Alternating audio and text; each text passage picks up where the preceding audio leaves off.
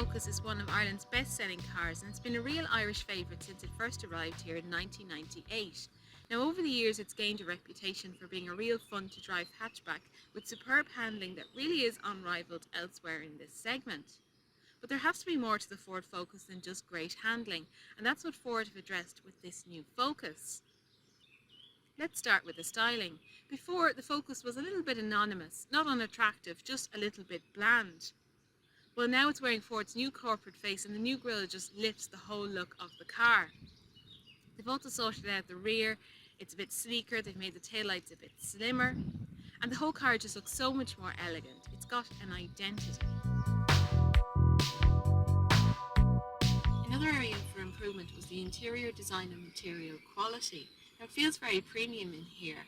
There's a real grown-up feel, almost like something from the class above. Now, granted, this test model is in top-of-the-range titanium trim, so more basic models will be a fraction more austere. There's also a new steering wheel design, and they've updated the trip computer graphics as well to make them more readable. Most of the changes have occurred on the centre console, where they've removed a lot of the little fiddly buttons, and it looks a lot more attractive now. Ford have also introduced a new infotainment system called Sync 2, and that comes with an 8-inch colour touchscreen. And I've been using it this week and finding it very nice to use. The thing is, it's an option and it's not standard.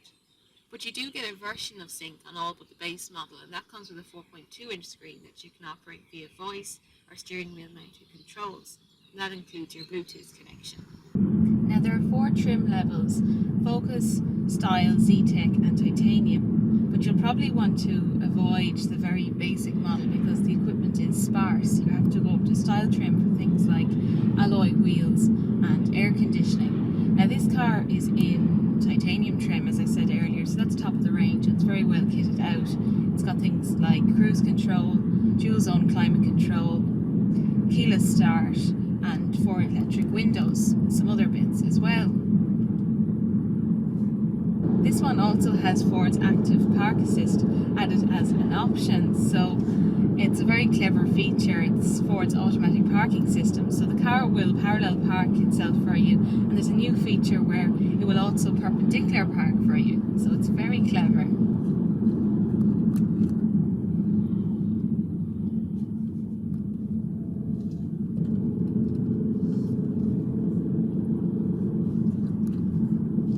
Now, the Focus hasn't changed in size, so it's still a very roomy car inside in the front and the back, but the boot has always been a bit small by class standards at 316 litres, so that hasn't changed, but you'll still get lots of stuff into it. I mean, it's a good shape, there's a wide opening, and it also has a spare wheel in there.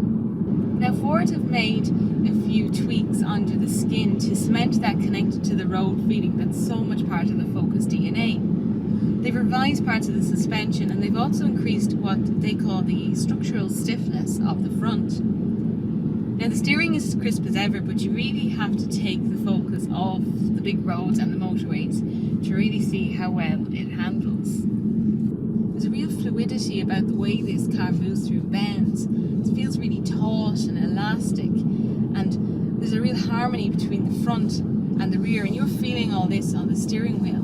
So when you're midway around a corner, you can feel the car gripping the surface, and that inspires your confidence, and you can push the car out of the bend. Ford just seem to have nailed that Goldilocks zone of suspension engineering, where it's not too firm and it's not too soft. There's a really great balance in this car between tidy handling and comfort. I mean, this car will munch up the miles for you on the motorway. It's very comfortable. Now, other rivals do come close in terms of precise steering and tidy handling, but for me it's the finesse of this and the execution of it. Now, this test car is fitted with Ford's 1 litre turbocharged petrol EcoBoost engine, and this one has 125 PS. Now, PS is a very similar measurement to brake horsepower. Now, the 125 PS version is only available on titanium trim, but there is also a version with 100 PS, and that's available on Style and Z-Tech trim, so that's well worth a look as well. And it's a really nice engine. It really suits the character of this car. It's very smooth and it's so refined for a 3-cylinder petrol.